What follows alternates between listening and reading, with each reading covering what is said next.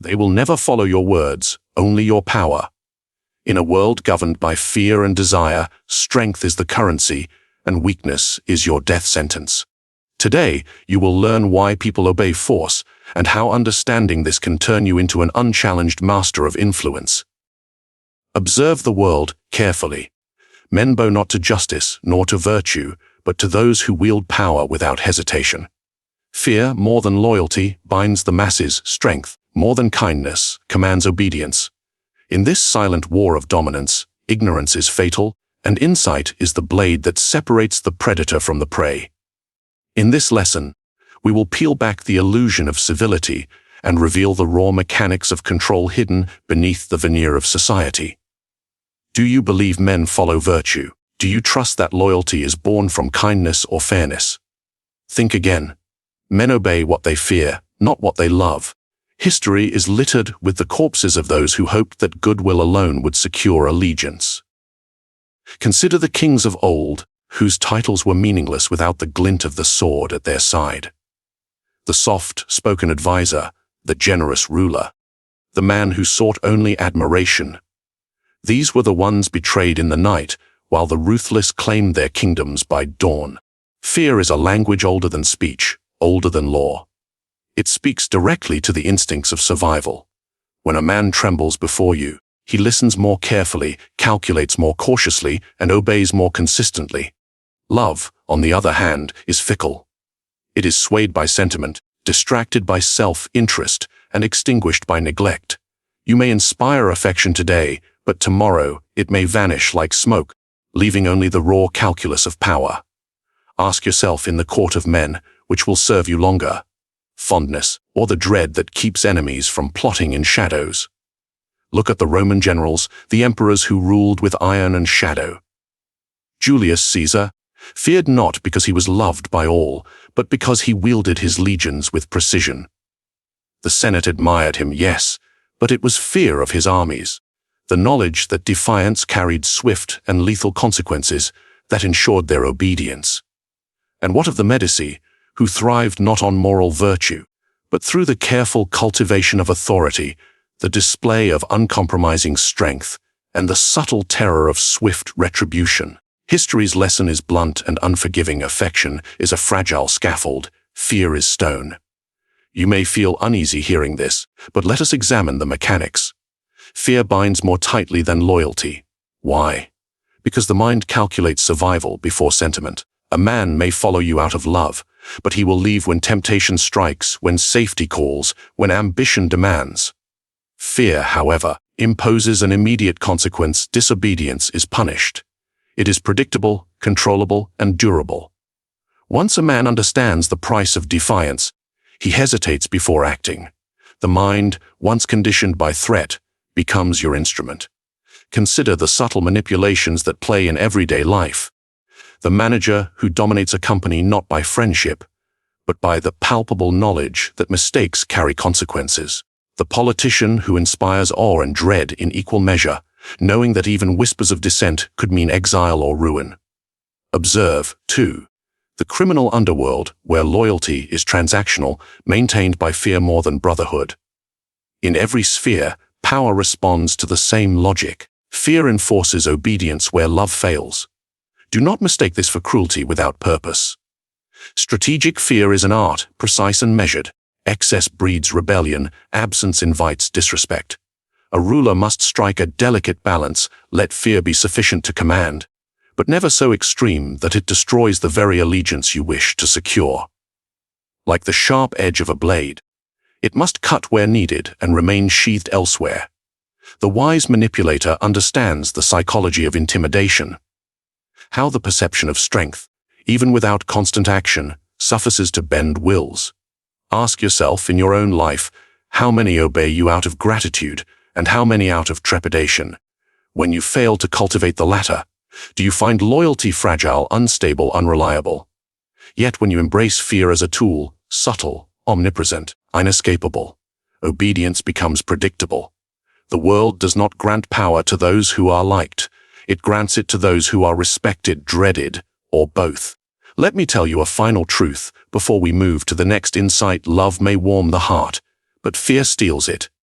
It sharpens attention, commands diligence, and enforces order without apology. Those who seek to rule with kindness alone will discover that the human mind bows to force first, sentiment second.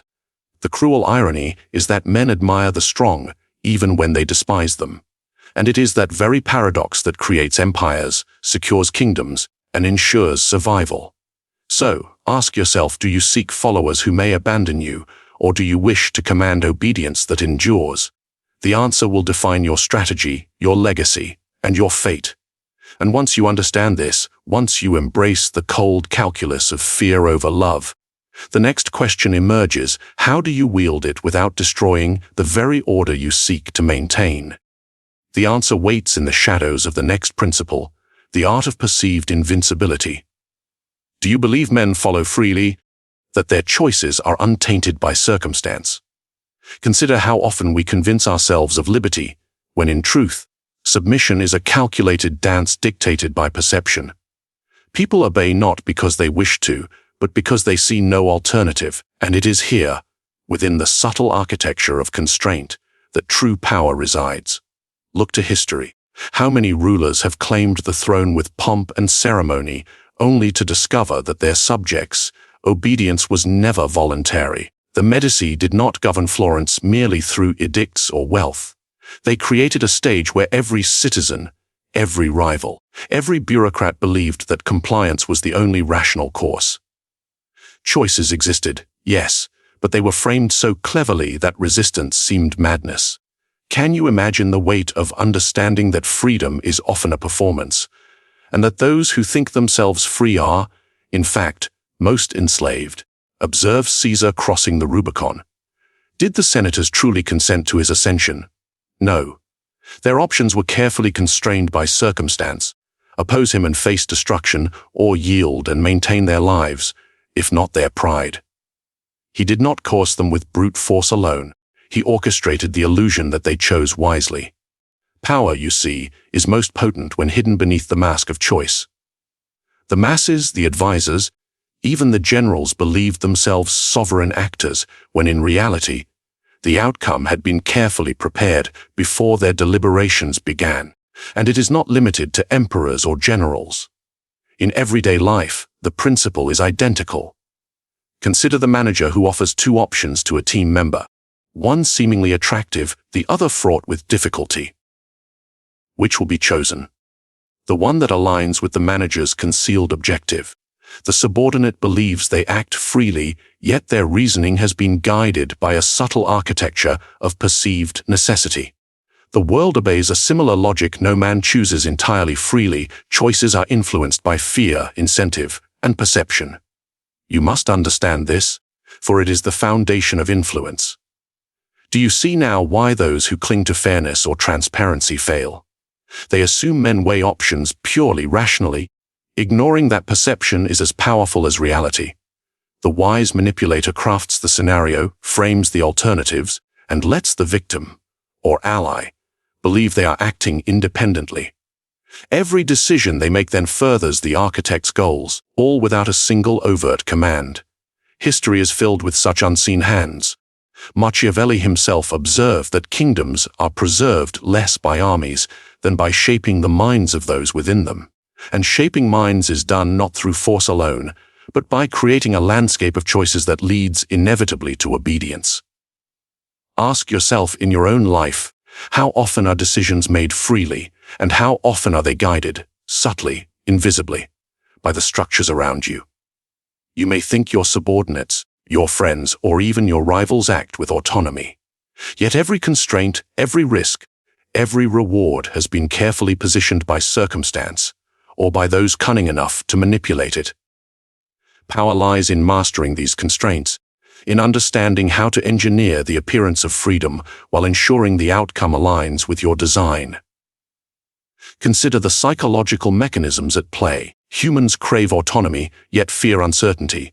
They resist overt control, yet readily accept guidance disguised as choice. By framing decisions, you harness both tendencies. People follow because they believe they are free, yet they do exactly what your strategy demands. This is the genius of manipulation. It is invisible, insidious, and devastatingly effective. Those who cannot perceive the strings are bound all the more tightly. And let us not forget the theater of reputation. Even those who appear to resist are, in fact, constrained. A statesman may protest publicly against a policy, yet act privately in conformity for the structure of incentives. The risk of disgrace, loss of favor, or peril has dictated their path. Choice is never absolute.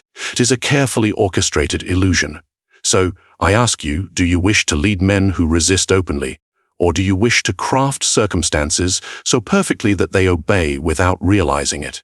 Understanding the illusion of choice transforms manipulation from brute force to art. It transforms ordinary leaders into strategists capable of bending the will of many through the invisible architecture of circumstance.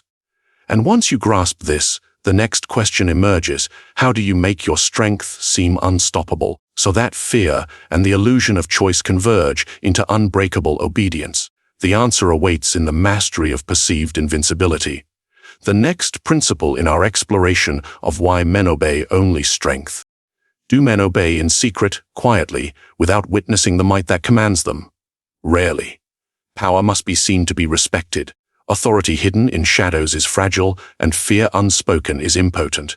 Strength is not merely possession. It is a performance, a display, a signal to all who might challenge you. Ask yourself, how often have the timid resisted someone whose capability was undeniable, whose presence radiated danger even before a word was spoken? Consider the great generals of antiquity. Alexander the Great did not simply lead.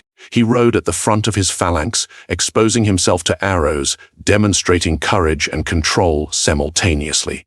His strength was not whispered in secret councils, it was broadcast on the battlefield. Soldiers followed not because they adored him, but because they had seen his capability and understood the peril of dissent. Fear was immediate, tangible, and visible.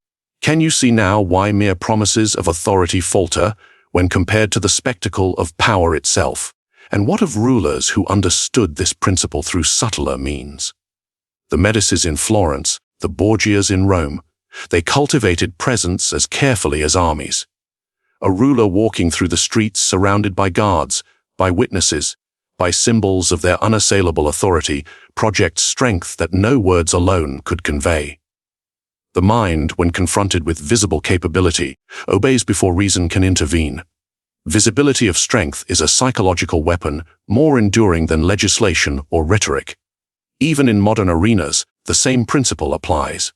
Observe the corporate titan whose office exudes dominance, imposing architecture, security, assistance, the unspoken message of authority. The employees, even those with ambition and resentment, navigate carefully. They know where the boundaries lie, not because of memos, but because the environment itself demonstrates the power that enforces them. Influence, you see, is communicated as much through optics as action. Humans are visual creatures. We assess threat, opportunity, and hierarchy by what we perceive. Do you notice the elegance in this truth? Strength must not only exist, it must be seen. A hidden weapon is useless, a silent army impotent. Fear thrives on knowledge of consequences, and consequences are only convincing when the source of power is visible. In the absence of visibility, men gamble, test boundaries, and question authority. A ruler must be like the sun, constant, unavoidable, illuminating the cost of defiance through both action and perception. Let us reflect on psychological subtlety. Visibility need not be violent to be effective. A gaze, a posture, a reputation carefully managed signals capability without drawing unnecessary conflict. Napoleon, for example, understood the value of spectacle parades, uniforms, displays of discipline, each crafted to project strength far beyond the battlefield. His soldiers obeyed orders not merely from loyalty, but because the demonstration of power convinced them that to resist would be folly. Even the enemy, seeing his organized, visible dominance, hesitated and miscalculated. Ask yourself in your own domain, how do others perceive your capacity? Is your strength obvious or concealed? Do those around you recognize your ability to act decisively, or do they doubt your reach until it is too late? Power that is invisible invites challenge. Authority that is unasserted invites rebellion. The world does not respect potential, it obeys the tangible, the observable, the undeniable. Consider the paradox: the stronger you appear, the fewer challenges you face. Visibility of strength reduces the need for constant enforcement. Fear becomes preemptive. Men do not wait to test your resolve, they calculate and hesitate. In this lies the genius of strategic display: to command without conflict, to assert without violence, to shape behavior through mere perception. The mind bends to what it sees as inevitable. And yet, beware the trap of excess. Visibility must be balanced, precise, and believable. Too much display can provoke envy, suspicion, or outright rebellion. The true mastery lies in projecting enough strength to command respect and fear, while leaving just enough ambiguity to keep challengers cautious. It is a delicate, calculated performance, an art perfected by those who understand human nature. So, ask yourself now, are you content to wield strength secretly, hoping it will be honored, or will you make it unavoidable, visible, undeniable? Once you command the gaze of those who might oppose you, fear becomes your shield, and obedience becomes automatic. The next question naturally follows: how do you cultivate an image of invincibility so that fear and visibility converge into unbreakable control? Do you believe that reality is always as it appears? You would be a fool to think so.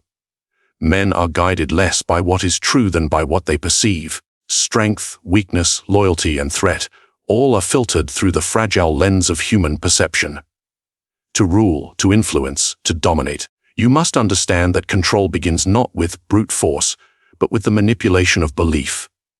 Ask yourself, how often have you acted against your own judgment because appearances suggested a risk too great to ignore? That is the power of perception. Consider the cunning of Caesar during his rise. It was not only his armies that commanded obedience, but the carefully crafted image of invincibility he projected. Tales of victories, rumors of invulnerable strategy, whispers of his ruthlessness, all designed to make men hesitate before opposing him. Did his soldiers know the full extent of his plans? Rarely. Did his enemies? Never, yet both obeyed and feared him, guided by what they perceived, not what they knew. Strength, when believed, is more potent than strength itself. This is the principle of perception in action. Control the story, and you control the behavior of men. Look at the Medici rulers: few armies, yet Florence obeyed. Few open threats, yet rivals deferred. The perception of unassailable authority, whether earned or constructed, was sufficient to bend the will of the powerful and the weak alike. Do you see the elegance of it? The mind bends not only to reality, but to what it believes to be reality. Fear, admiration, even loyalty are as much manufactured in the mind as they are dictated by circumstance. In practical terms, perception can be wielded as a weapon with precision.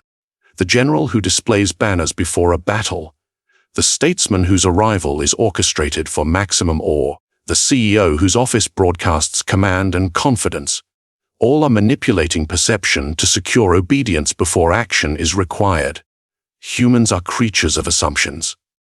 They judge your strength not by your intent, but by the evidence you allow them to perceive. When the image is crafted carefully, fear and respect become automatic, instinctual. Ask yourself this: how often do you let others shape your image by accident? How often do they perceive weakness where none exists and exploit it? To fail in shaping perception is to surrender power before a single word is spoken. History is full of rulers and commanders who lost kingdoms and battles not because of a lack of strategy, but because men misjudged their capacity to act decisively. Appearance is truth in the theater of control, belief is law, and perception is the sword that enforces it. Consider Napoleon, whose genius lay as much in spectacle as in strategy. He understood that fear and respect could be engineered through displays of order, confidence, and calculated ruthlessness. His victories were amplified because the enemy perceived his army as invincible, disciplined, and inevitable. Did the full reality match the perception? Perhaps not.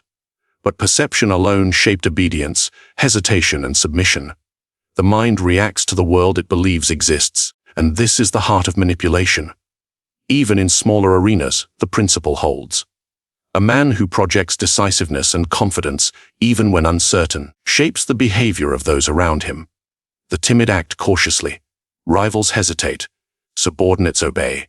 And all this occurs without confrontation, without force, without proof beyond what they perceive.